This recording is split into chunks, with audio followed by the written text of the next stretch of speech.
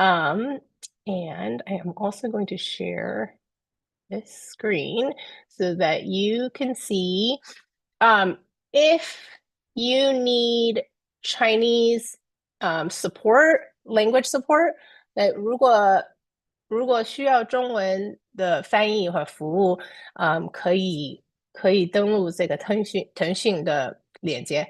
So yeah, see, my Chinese is terrible. It like has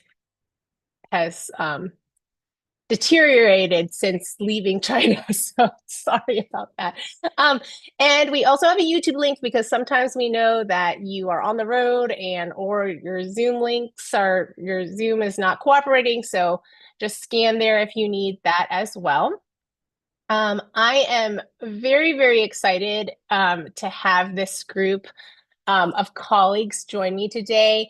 A lot of you have been talking about research and so we are excited to be able to have a Tuesday talk talking specifically about STEM research and navigating kind of that STEM application. So for those of you who are interested in STEM majors, or you're maybe like thinking, I'm not sure if I'm interested in STEM major. I'm not sure what a STEM major is. I'm glad you're here. And these colleagues have been working at this institute, their specific institution now, and other institutions similar before as well. So this is a great panel. And so before we dive into the topic at hand, I'd love for each of them to introduce themselves. So let's just start on like in the order of my screen. So Colin, do you want to start us off? Hi everyone, my name is Colin Lilly. I work at Georgia Tech, which I'll talk about later. Thank you to Gloria for having us here today. My fun fact is that oh man, I know how to play the harp. I took harp lessons in college very randomly. Not good, but very beginner, but it's my fun fact. That's fun. That is fun. I didn't know that about you, Colin. Very cool. Okay, Emily. Hello, good morning or afternoon or evening. It's very early morning here. My name is Emily Sheldon and I work at Harvey Mudd College in Southern California. Um, while I myself am not a scientist, I live in a sciencey household and I have a dog named Frizzle. She's named after a children's book character, a science teacher named Miss Frizzle from the Magic School Bus. And I also have a cat named Alien, who is named after an alien. Um, awesome, wonderful. I still have some Magic School Bus books in my house. So as soon as you said Frizzle, I was like, um, wonderful. Julie. Hi, everyone. I'm Julie Lovelace. I work at Worcester Polytechnic Institute, or WPI. Spent my whole career working with international students. So my fun fact is that I can read 5 alphabets, but I cannot speak any second language fluently. That is a fun fact. All right, John. Hi everyone, I'm John Lee from Caltech, located here in Southern California.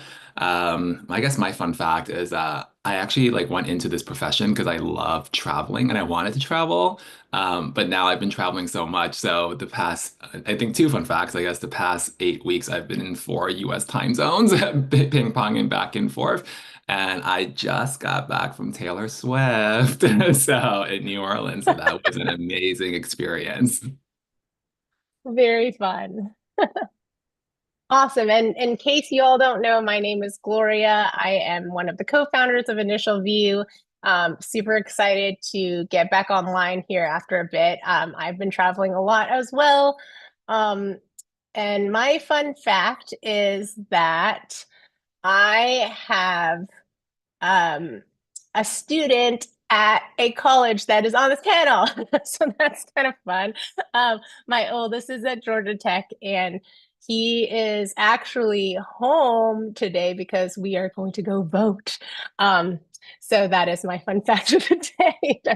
He had to come home to be in the right county to vote today. So Very cool. Well, just a few nuts and bolts before we dive into actually talking about institutions and all things STEM. If you have a question, definitely use the Q&A box and use it early because whenever I do a Tuesday talk, I get tons of questions at that 55 mark, and there's just not enough time in 5 minutes to cover all the questions. So if you already know, I have a question that I want to make sure, let's fold it into the conversation and put it in the Q&A. We have the chat open as well if for some reason you need to chat, but the Q&A will make sure that I see it. And so have that open. And let's see, I will go ahead and share once again. Yeah, and let's just start. So, John, you're going to start us off and tell us a little bit about Caltech. Yeah, so Caltech is short for the California Institute of Technology. So if it wasn't super obvious, we are a STEM-only institution. We are super small in size, under 1,000 or so, roughly, undergraduate students. I think one of the things that makes us pretty different than some of the other institutions out there is that research is the name of the game here at Caltech. Roughly 95% of students engage in research at some point throughout their 4 years at Caltech as early as their first year. So if you are someone who is interested in doing research, really getting that hands-on experience with faculty and professors, we really are the place for you. Additionally, we are highly rigorous academically and want students who not only, are like STEM or are good at STEM, but definitely super passionate and love STEM. Because, when you are here, your first year core is going to require calculus, chemistry, physics, and biology, which is something that all students will have to take regardless of major. So if you're someone that's kind of like, oh, I really love chemistry, but I hate math, that's typically not the best fit for you. But if you're someone who's like, I love chemistry and calculus and solving the world's greatest problems through research and mathematics, then Caltech really is where our students find their home for 4 years. Awesome.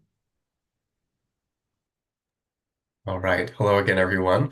I work at the Georgia Institute of Technology. We are located in Atlanta, Georgia, which is right above Florida if you're looking at a map of the US. We are located in a major metropolitan hub of the South. I could give a whole presentation on Atlanta, but we're really well connected to industry, culture, music, sports, lots of different things. Our motto at Georgia Tech is progress and service, and I think that really ties into what STEM is all about. STEM is all about exploring, utilizing science and technology to our advantage. And what's great about Georgia Tech is that every major is going to be a Bachelor of Science degree. So, of course, our more STEM-focused majors like engineering, math, are thinking about how can we utilize science and technology in our approach to that discipline. But even something maybe not traditionally thought of as STEM at Georgia Tech, like public policy, business, is thinking about how can we utilize those to our advantage and go about approaching that academic study. And especially with the world we live in today, science and technology are pretty inescapable. So it's a really relevant approach to a degree of study. And I'm excited to share a little bit more about all things research at Georgia Tech here over the next 50 minutes.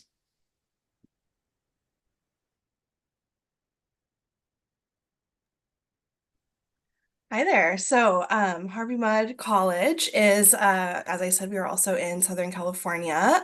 We're about 30 minutes away from Caltech, depending on traffic, of course, in LA.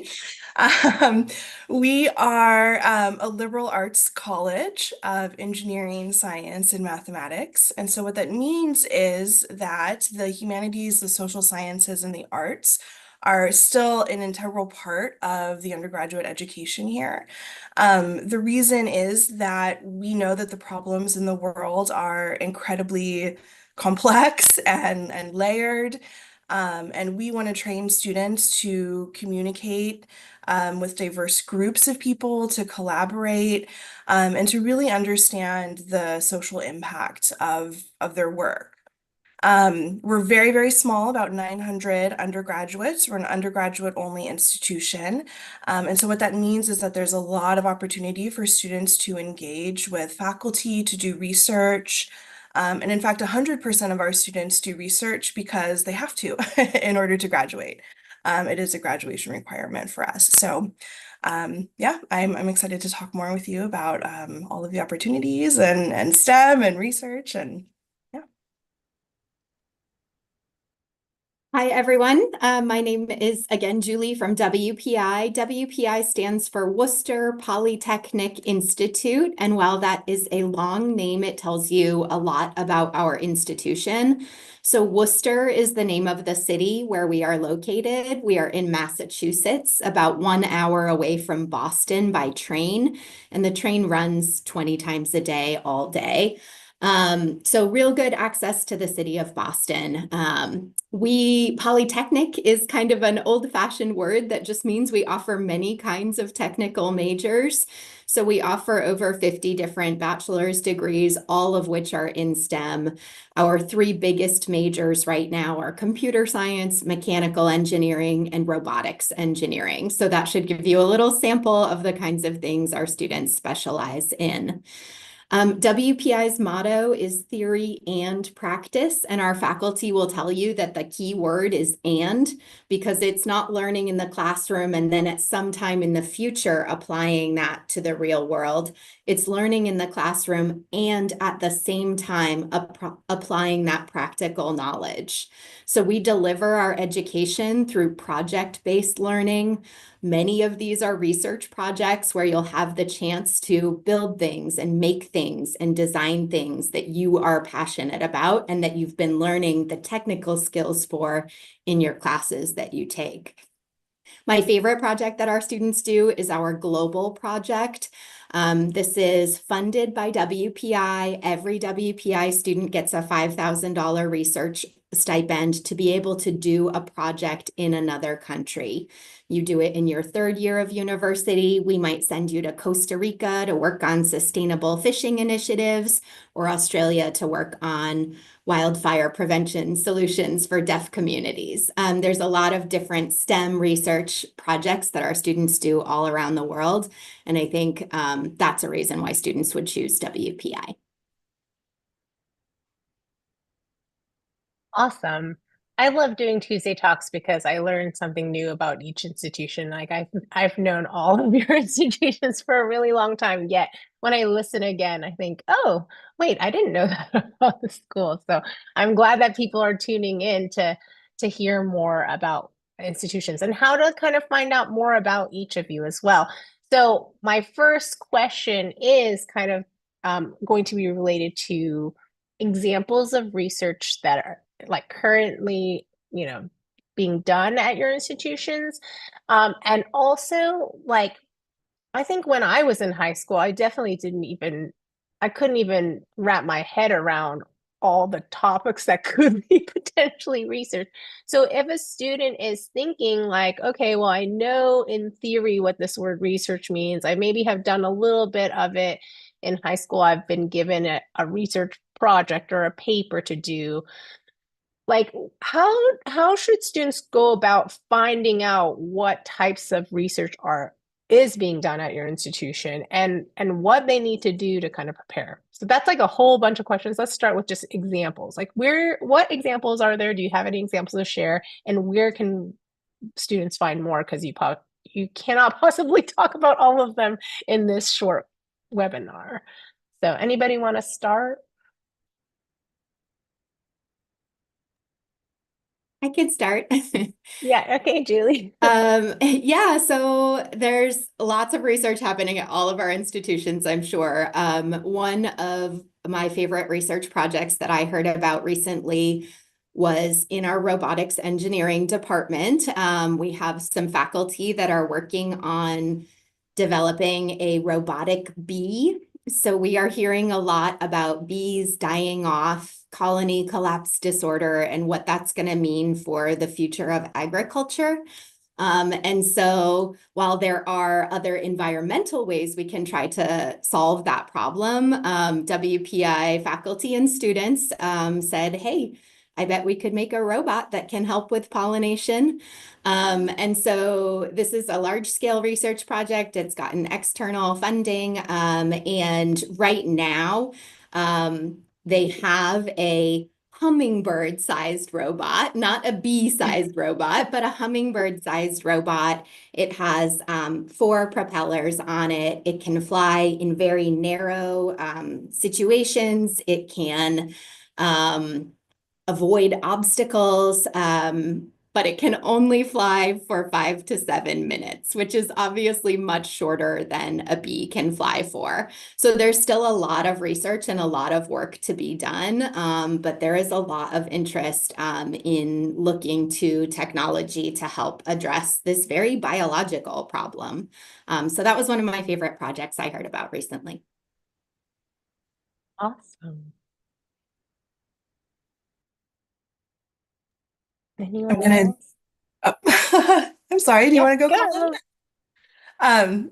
I'm gonna do a terrible job of, of explaining research. But I was talking to one of our student workers, who's a biology major, and I hope nobody from Harvey Mudd watches this because again, I'm going to explanation, but luckily I don't think students are awake at 5 a.m. But she's doing some kind of research looking at mitochondria and um, its role in kind of protein degradation in the body and how that could be linked to like neurodegenerative diseases and aging and things like that, which just kind of blew my mind a little bit. And so, so there's some faculty, doing research in that area. And we had a bunch of faculty come speak to a group of students yesterday. And we're doing a lot of work around environment and climate impact and things like that. And so there was a faculty member doing work looking at kind of wastewater treatment and anyway, there's a lot going on, and I think one of your questions, Gloria, was like, how do you find out more?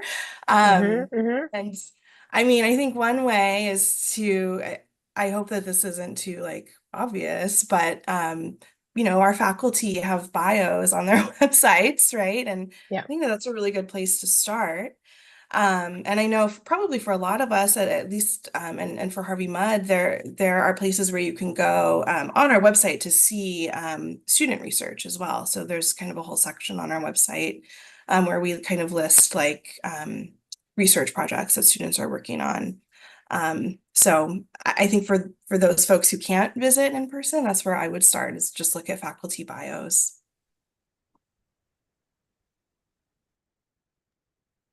So I can talk a little bit about a unique part of research at Georgia Tech that happens. We have something called vertically integrated projects. It stands for VIP for short. This is a long-standing research project that has gone on for multiple years, some extending to like 50 or 40 to 50 years. So it's really historical and has a legacy to it, made up of students from their second year all the way up to doctorate students, professors. So it's very collaborative, which is really cool. One of the projects is it's called Mars. I'm actually just Googling it to refresh my memory. They're working on renewable systems on Mars, like how they can develop different types of food production, renewable energy. It's honestly going a little bit over my head, but that's something really cool that I think it's kind of blows my mind that even college students have the brains to work on this. And I think that's really incredible. I was not that smart. But those are just a really cool type of project that even though it might only happen during your time at Georgia Tech, it will continue on long after you leave, which is really cool. So you might start it and it looks like one thing, and then you can come back 10, 15 years later and it looks totally different, which is really cool. One thing that's great about Georgia Tech, I think, is like the peer network that happens within research. I know a lot of students who end up doing research with their classmates who they really enjoy just because they heard about their cool research project and want to jump in on it. But our faculty are always willing to contribute and connect with one another. Even if it's a brand new idea, they're really supportive of helping you get that research off the ground, which is really cool. And I'm sure all of our institutions can say the similar thing. But at Georgia Tech, of course, it's really cool to see that happen. Trey is in a vertically integrated project team. So that is super excited to hear for you to say it. I'm like, oh wait, I know what that is. And his is related to actually a game, a computer game. So it can be, like as we're learning, research and projects are all over the map in terms of subject type and usage type. So and John, did you want to add anything? Yeah, I think I'll answer the question like the opposite way, like the second part first, which is talking about how students can find out more. And I think, definitely, as Emily mentioned, like faculty bios, but I think all of our institutions probably have like division or department websites that students can go into to really just check on like what's like happening in the news right now.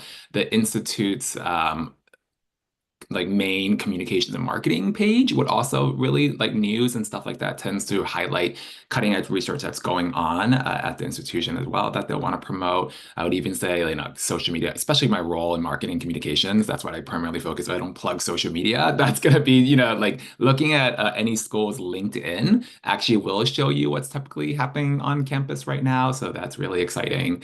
And I guess in terms of research that's happening at Caltech, we are pretty interdisciplinary. So I think one of the fun, unique things about us is when you look at a professor's title, it normally doesn't just say, assistant professor of chemistry or associate professor of biology. It's like something long, like Katie Ballman, one of our professors who founded the procedure to take a photo of the black hole.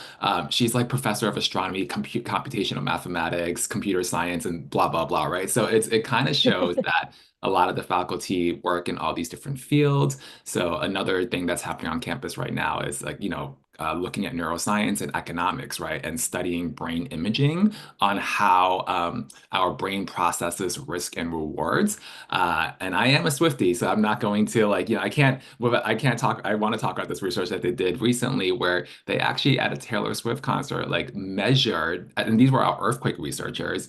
They measure like, when people go crazy and like start stomping at the stadiums and like creating all this kind of ruckus and using that to see how they can determine if an earthquake seismic activity is going to happen soon. So very interesting stuff that's being done. Awesome. Well, there is a question. I mean, I think like there are people who are interested in a particular subject, but they don't really know what it means to kind of then move from that subject to a very specific research question. So, I know you all are not professors, but kind of talk a little bit about the opportunity, Colin, you mentioned like this is a project that's available for second years and um I think Trey just kind of because he had enough credits, he like became sophomore standing and was able to try. Um, I would say, from that experience, like, hey, just ask questions and start looking. But what kind of opportunities are there for first years? Like, because sometimes you get to college, you're adjusting to college, you're trying to figure out, maybe there's some gen ed, there's some general requirements that need to be fulfilled, but like what should a student do to kind of get themselves in front of someone and say, I want to be involved, or I don't know how to begin, but I want to explore this more. I'm happy to kick us off. The example I used is pretty specific for second year on, so I'll give a little bit of a clarification. First year students at Georgia Tech can start research day one, which I think is really cool. If you take the time to Google tonight or tomorrow a professor you really like, you can reach out to them over the summer before you start your classes and start with them day one. And that might be similar for my colleagues here too. So that's really cool, but we always encourage, and our faculty encourage students to take their time, especially as a first year student. You're going to get your bearings for that first semester or two, and just see what's out there. There's tons of different research fairs that happen that you're able to explore. So you might be interested in physics, but you don't really know where to start. Having that year to explore and see what's out there, and hopefully not feeling like you have to jump into something immediately, I think will be really beneficial. And having that exploration, even if you do land on one research project and decide to morph it into something else, we have the support there. And I can have my colleagues jump in about that as well. Yeah, I can talk a little bit more about how different ways that students do it here. And so there's formal and informal ways of getting research at Caltech. And I actually, funny enough, hear stories more about the informal ways than the actually formal channels that happen. So formal channels, for example, we do have something called student faculty programs, that's exactly what it sounds like. It's a program office that has a couple of our programs in there, SURF being one of them, our Summer Undergraduate Research Fellowship, that majority of like about 50% of students, if you're going to engage in research, that's our first year students. So it happens between the summer of their first and second year, and they apply for a SURF.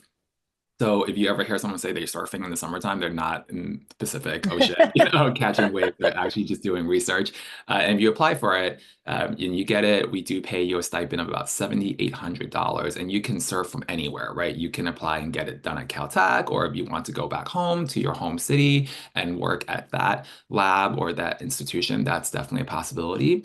Another way that students get it is every first year takes a class, typically called like frontiers they're like a pizza class, and it's called pizza class because you actually have pizza during this class, and it's called frontiers in like blank subject, right? So it could be frontiers in chemistry, frontiers in environmental science, and sometimes or all the time a faculty is teaching it would actually kind of sell their research and what they're doing, and then ask if anyone would be interested, and students can get in that way and get that. Then obviously there's like research assistants where you can apply to on campus. But again, most of the time it's informal. So you'll hear students go like, you know what, some professor was talking or someone mentioned this, and I just went to the professor and said, I want to join your lab. And the professor 9 out of 10 times would be like, cool, right? And that's the great thing about going to a small institute, is that there is the ability to do that. I think for the question of like, how do you figure out the research question? And I would say like, you don't have to figure that out right now, I think, and actually I would hope that when students come to college, I mean, I think one of the amazing things about college is the opportunity to explore and to learn, right? And to get exposure to things that you've never had exposure to.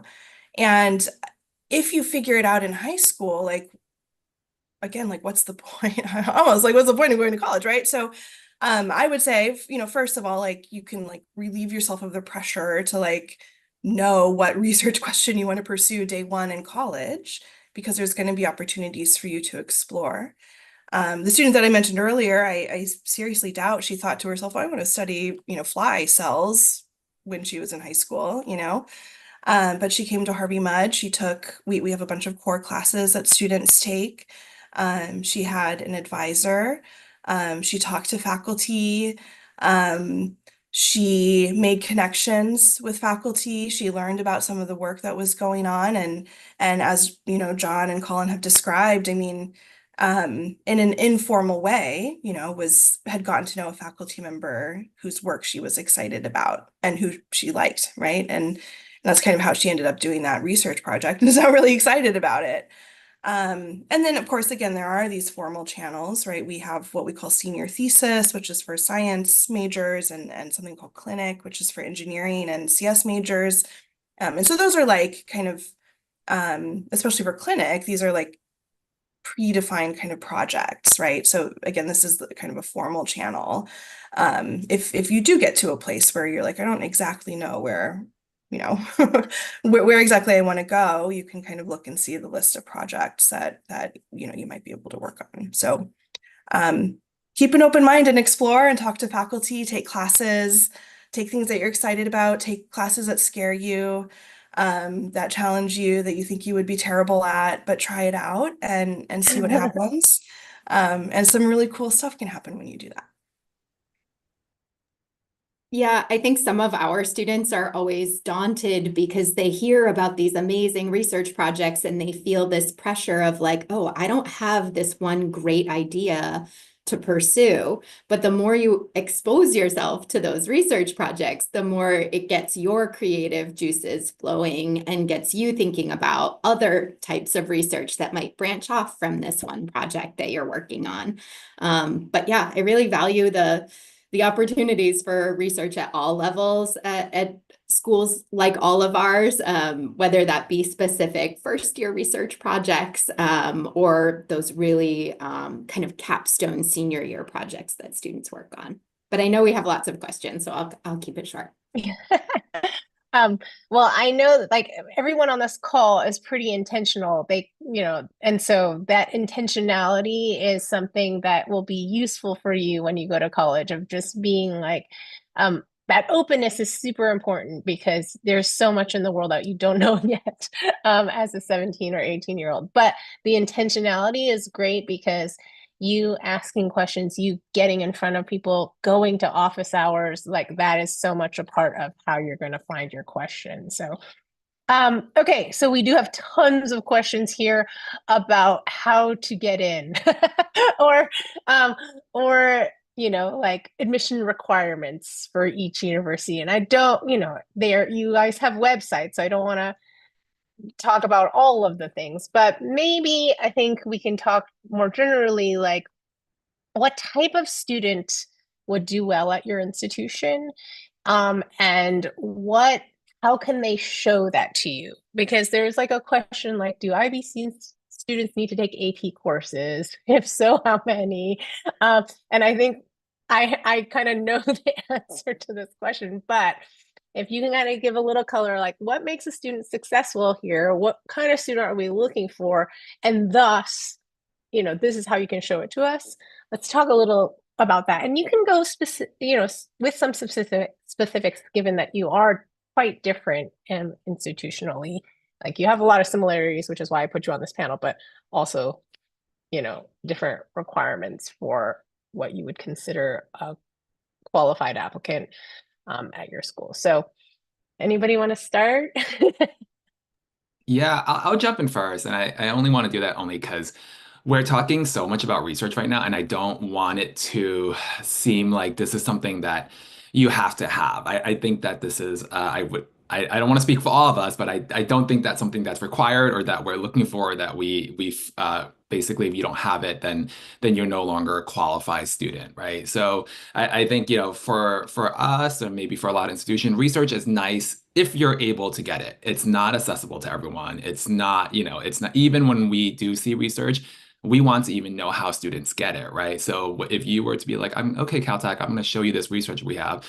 Well, we're going to ask for all this proof. We're going to ask for, well, how do you obtain it, right? Like, is mom and dad friends with somebody? These are questions that we want to know, right? So I want to say research is not required. Less than 50% of our students even have engaged in any kind of formal research, even by coming to Caltech, before coming to Caltech.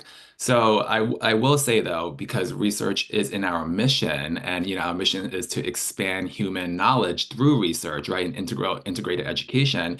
We want to see students who will align with that mission, right? So the passion to do research has to be there, the passion for STEM. And that's one thing that we are looking for, is that student that is just this unwavering passion.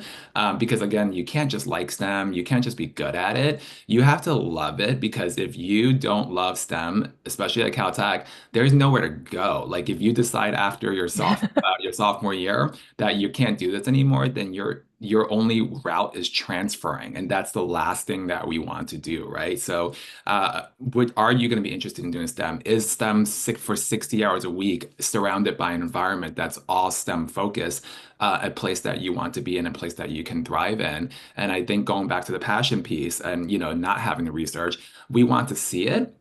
And there are so many ways that I believe that you can show research. Just thinking back to some of the ways that I saw it during reading last season, there was a student, for example, who just took his cell phone and walked us around and showed us the chemistry lab that he built in his parents' garage. He walked in and said, "This is where my beakers are. This is where this is where I almost burned down the house." So it's like those things that are really, you just saw the passion in his eyes. There was another student who, in a rural landscape that, not too much access, right, to anything really. So, but he basically just went and showed us a coding project. He put like him on one, split the screen, was showing his coding, and then afterwards took his cell phone and really walked me through his STEM journal, right? This is how I take notes. These are the questions that I found while doing a math class, and I just got really into this and could not stop talking about it. So those are just some of the ways that I want to really emphasize, and how in that it's more important to show passion other than going like, oh, I did 5, 6, 7, or 8 different research projects. Obviously, if you have it, that's great. Show it to us. But if you don't have it too, I don't want to stop anyone from thinking that they are going to be a good student for our institutions.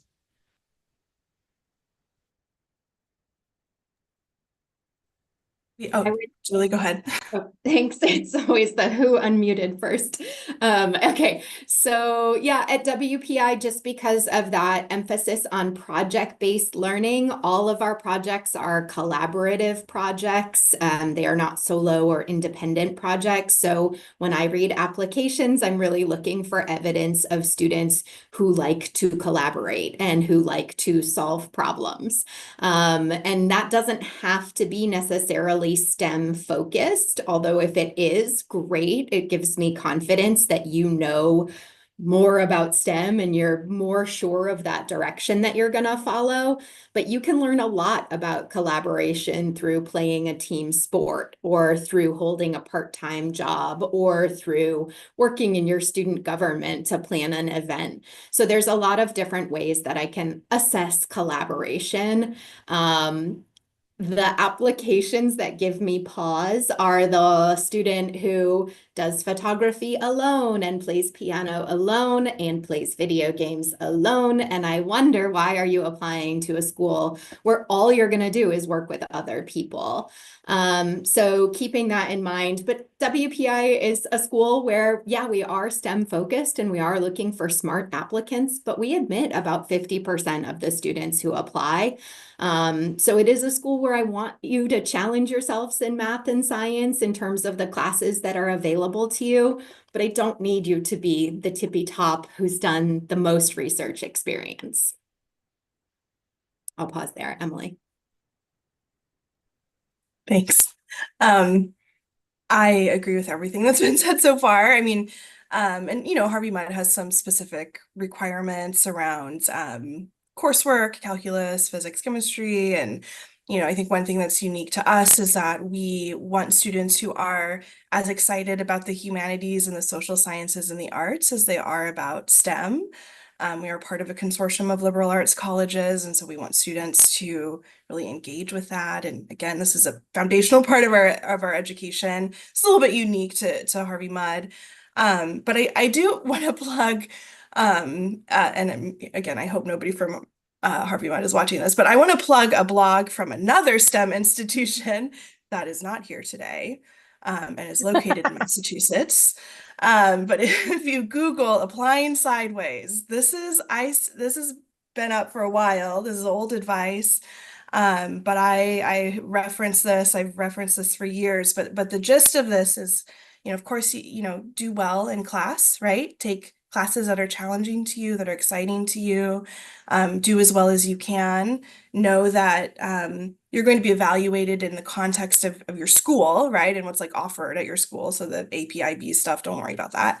But then when it comes to stuff outside of class, do the things that you find interesting and exciting, the things that you love. Again, you don't have to have this all figured out, but if you love research and you have the opportunity to do that, cool, do it. If you love robotics and you have the opportunity to do that, great, do it. If you love sports or whatever, like, right, spend time doing the stuff that you care about, that motivates you, that excites you. Really invest your time in that.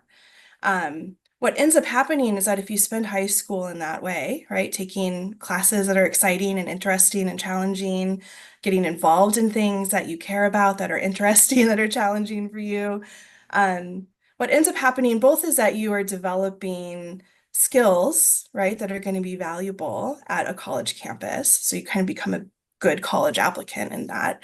But also, I think that you learn a lot about yourself, right? And you learn about the kinds of environments and in which you will thrive, right? Both academically and socially. You'll learn a lot about the kinds of opportunities that you really want out of your college education. And I think you'll be better able to kind of navigate and figure out oh, is Georgia Tech the right place for me? Or Harvey Mudd or WPI, right? Like we're all a little bit different. And so I think you have to kind of learn about yourself, right? Know that we value all kinds of engagement and commitment. And we don't just want one type of student. So I guess that's my just like high level overall advice, whether Harvey Mudd is right for you or not. Um, yeah, I hope you spend time doing things that you find exciting and challenging and motivating. Yeah, I will just absolutely agree with everything that has been said. I think we're kind of circling around the point of like authenticity in your activities, involvements, whatever it is. I think the big part is being authentic. We're worrying about less of what should I do, and thinking about how do I want to communicate what's interesting to me, what's inspiring, what's passionate to me, and how that might impact a college campus. Because ultimately, I think for all of our schools, and specifically at Georgia Tech, those differences and experiences and point of view ultimately make the community better. And then it makes our jobs easier to talk about all the cool things that students are doing with having that diverse and dynamic array of perspectives and kinds of students. So I think John made a point about like aligning to a mission. I think in your application process, being authentic and seeing how that does align to a mission of a school or university that you're interested in applying to is really helpful. And I think it might make it more challenging in the application process, but hopefully it doesn't. I think it will help you understand, okay, if I'm looking to align myself to these institutions, how is that going to help me in ultimately choosing a college that has the things I want to do and how I accomplish the goals I want to accomplish during my time in college. Great. Well, I'm gonna, so I think one of the challenges is, as I'm looking at these questions, is that there there are things that are easily measured, right? And so the reason why we're asking about AP classes is because, like, okay, well, that is a specific curriculum that has I can get a 5 on that, and that's very clear. And if I just knew how many of those I need to do to be academically qualified to be at your school, that would be awesome, right? So there's the metric piece.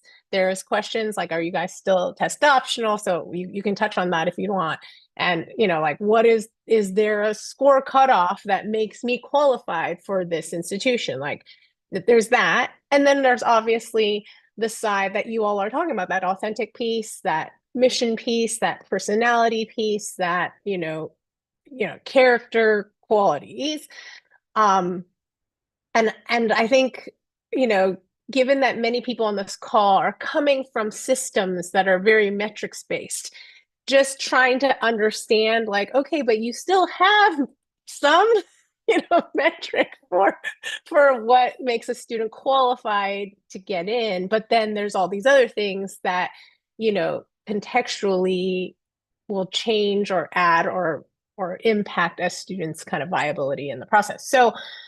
Um so I guess let's let's try to divide that out a little bit. Let's talk just very shortly, like, briefly about the metrics piece, just so that people get comfortable here. Um, you know, do you require tests? Do you have a cutoff, for the tests? And how does one know, like, am I even viable for your pool? In that academic sense. And I will say very quickly, from my observation of having done many, many Tuesday talks with very selective institutions, and having many of these people in the audience for a long time, I think 85% of these people are probably academically qualified, like in most pools. So that is why all those other things are super important, because just there's so many people in your pool that already fulfill that bar, I guess. But talk about that bar for just a brief moment.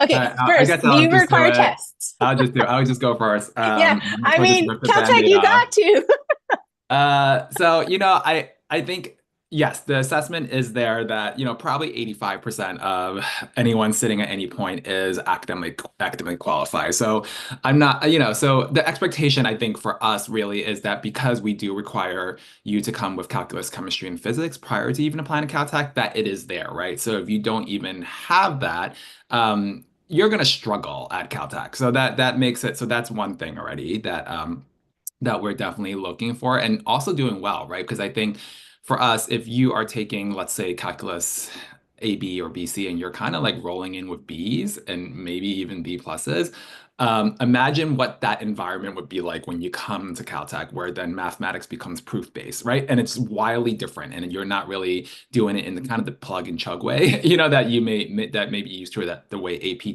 teaches you how to do so. So I think, academically speaking, the expectation is you will have great grades, right? And what's available to you. I want to make sure that's very, I think Emily mentioned that. I want to make sure that's very, very, very clear. We will never expect anyone to go out and seek classes. If you go to an international school, and I read China, so I'm very aware of all the different educational systems that happen in there and the students that apply. If you are at like the Shanghai International School, like high school international division, and your school only offers, and I know they offer way more than this, but if they only offer like 8 AP classes, then only take those 8 AP classes. There's no expectation that you go to the local university to enroll in those classes. And I think I can speak like that for everyone in this call too. If you are at a lower resource school that doesn't offer any APs, but just has, the main high school chemistry, calculus, but just do well, right? The expectation is you just do well and maximize on what is available to you. And going back to testing, we did bring back testing this year. So this is actually a really good year to apply to Caltech with testing because we just brought it back and we have no scores. So if you go on our website, there's no average SAT or ACT from the previous years. We are actually going to use a lot of data in this year to see what does that actually mean. Like when students come with, these academic metrics and they come with these test scores, what is the outcome going to be? And we're hiring a data scientist who will do all that fun stuff for us going into the future. But we don't require there's no cutoff. That's the one thing that the faculty did agree on, is that they don't want any kind of ceiling or floor, whichever way you want to think about it. So if whatever score you have, send it to us. We just want to see it, and we have no preference on whether you do the SAT or the ACT. We will super score, and we want all standardized testing. So if you took an AP exam, we're going to want to see it. We're going to want to know what the score is. So not just your 4s and your 5s. We want to see everything you've done. So if you took 13 AP exams, ranging from American Lit to Calculus BC, we're going to want to see that. I'm happy to jump in next, similar to John at Caltech. We are required, a test required at Georgia Tech, either an SAT or ACT score. We also don't have a minimum cutoff. We're really using that test to contextualize your academic performance. I think it's really helpful internationally with students applying from all different types of curricula around the world. It would be impossible to hold them to the same metric as someone coming from a US-based curriculum. So that test piece is really helpful to understand your academic preparation. And very similarly to Caltech, we're looking for students who are prepared to handle the rigor and succeed at Georgia Tech. So looking at you pushing yourself in the classroom in those subject areas like math and science is really helpful, respective to each curriculum. But I won't harp on that point too much. I'm really aligned with Caltech in that way as well. We are test optional, at least for this year, or for this cycle. So we are test optional at Harvey Mudd College for the SAT and ACT. I will say that for students who are not native English speakers, we would require a test, an English language test. So that is one thing to keep in mind, but we accept a bunch of them. You can find out on our website what we're looking for. So yeah, we are test optional.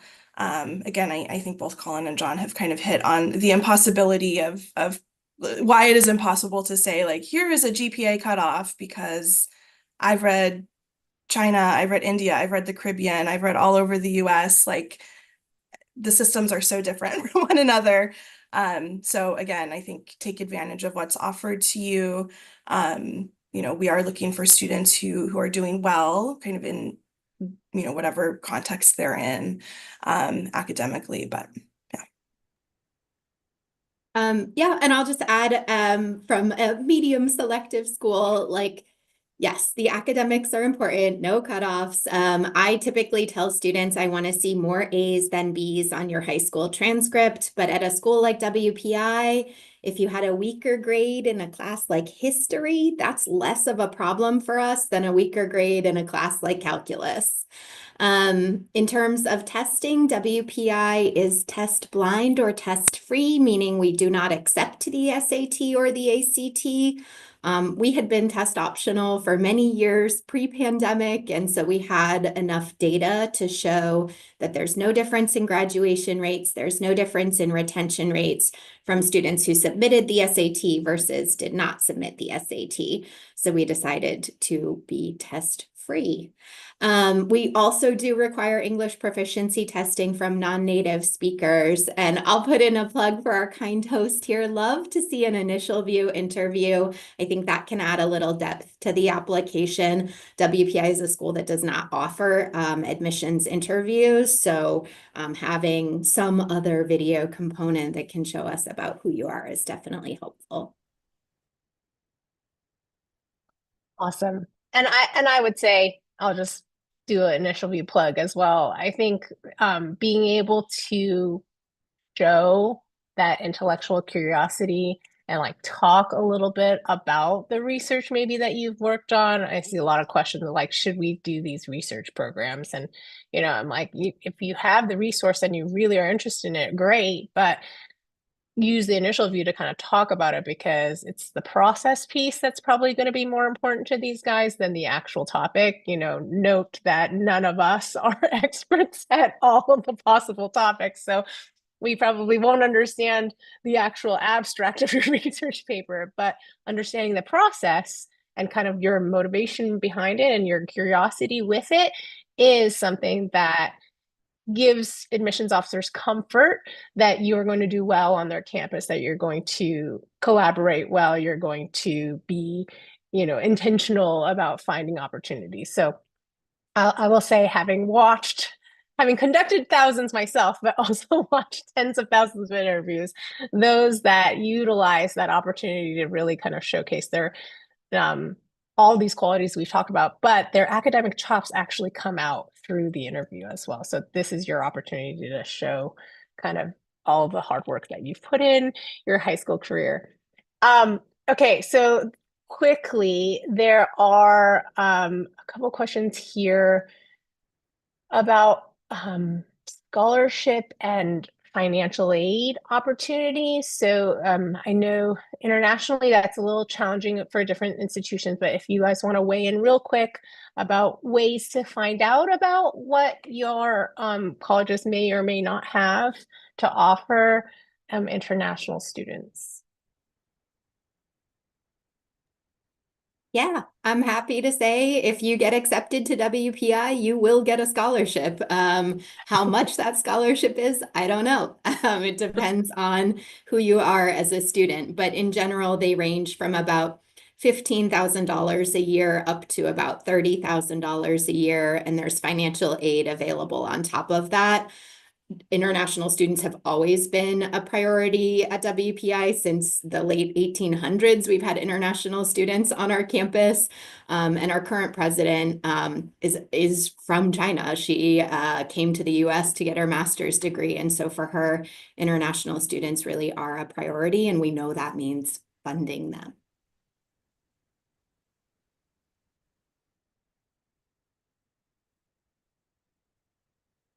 Anything else to add about financial aid or? Yeah, I think for we're a little different. I think if you want to think about financial aid and what funding may look like, especially if you're an international student. So Caltech is committed to meeting 100% of demonstrated financial need for all admitted students on campus. So what that means for us is that we don't have any merit aid. So there, just when in a highly competitive institution like ours, it's really hard to distinguish merit really. So all of our aid are going to be need-based, right? And what your family can afford. So we will make up the difference for whatever your family can afford. And then just so everyone in this space knows, we are, even though we are we want to meet 100% demonstrated financial need. We are need blind in our mission status for domestic students, but we are need aware for international students. So what that means for you is, your ability to pay could impact the decision-making process in terms of admissions. We're the same as Caltech when it comes to need-based aid for international students, need aware. In the admissions process, we do offer some merit scholarships as well. Again, a lot of this information is going to be on our website, so I would just plug our admission and financial aid website because there's so much detail all of this that yeah, I would go there. Yeah. I'm a little bit different than my peers, so unfortunately, we are typically not able to award financial aid or scholarships to non-US citizens or permanent residents. However, a lot of international students are bringing an outside scholarship, able to supplement tuition and fees through doing research, which can be paid, internships and co-ops, as well as other scholarships. And once you get onto campus, there are funds that exist from our Office of International Education, but unfortunately, on the first year side, we're pretty limited. Wonderful. Okay, well, we only have 4 minutes left, so so I'm trying to like figure out what's the best kind of last-ish question to ask. Let's see, I think we're gonna go with this one.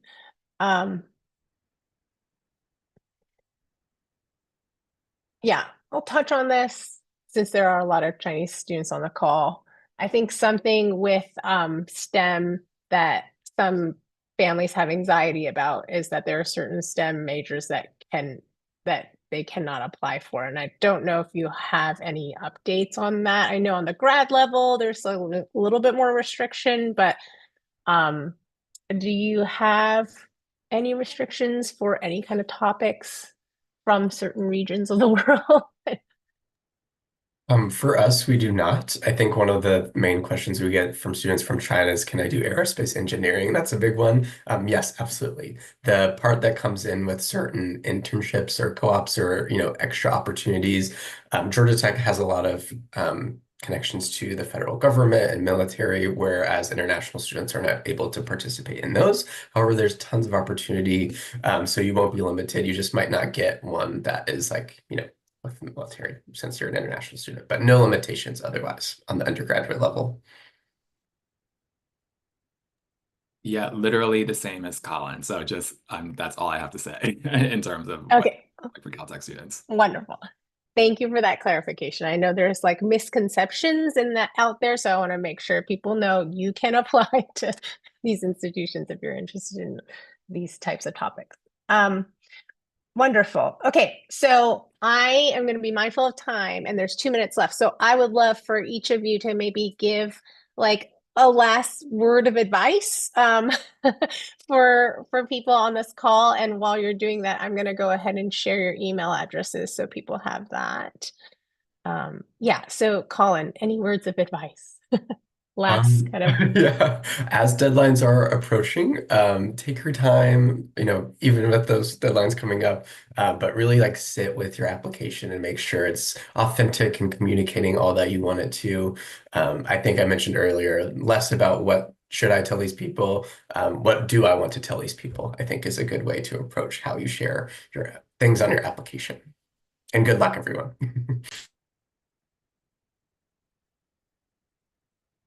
Emily? I'm going to quote my VP. There are thousands of colleges in the United States and many more thousands of colleges across the world who are going to be incredibly excited to admit you exactly where you are right now today. So there is a place for you out there. So just remember that. And yeah, good luck. Julie, you want to go next? Sure. I think that the last question on the application that many colleges ask is what makes you a good fit for our institution?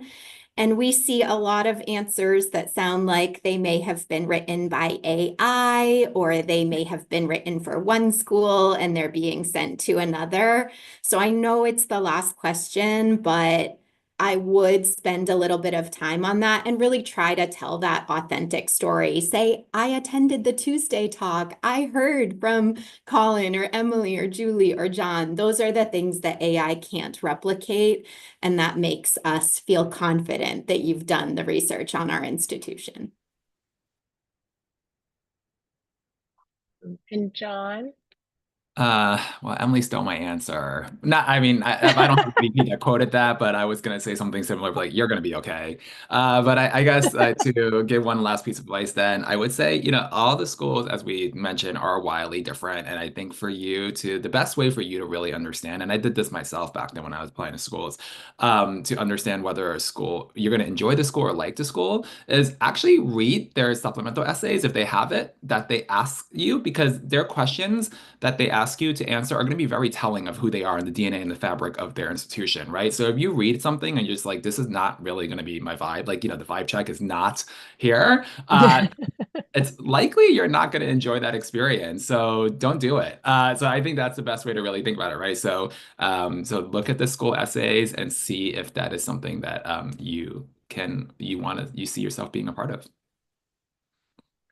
I love that. Thank you for that, John, because we have like so many people come through for Tuesday Talks, and it's so interesting when I see kind of where people are sending their initial view materials to. And sometimes I'm like, what? How did this list come to be? And then I'll actually go to a rankings and realize, oh, this list is like this band in the rankings, but really these schools are so different. So and we are only able to give you a little glimpse and a little touch of it, but the assignment for you all is to go to the websites of these colleges, and all of them have lots of programming as well.